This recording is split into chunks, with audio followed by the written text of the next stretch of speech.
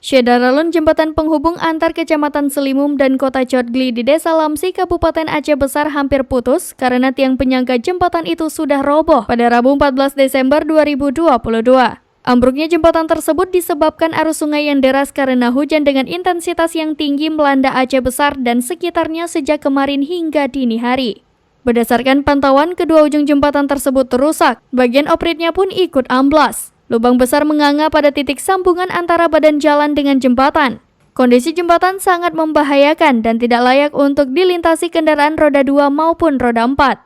Kepala Desa Lamsi Syahrizal mengatakan, ambruknya tiang penyangga jembatan itu diakibatkan curah hujan yang tinggi di kawasan itu, sehingga terputus dan terbawa arus sungai. Apalagi kondisi jembatan itu sangat memprihatinkan dengan posisi jembatan sudah melengkung. Jadi, jembatan penghubung antar desa dalam 2 kecamatan yaitu Kecamatan Kota Cotgli dan Kota Selimum.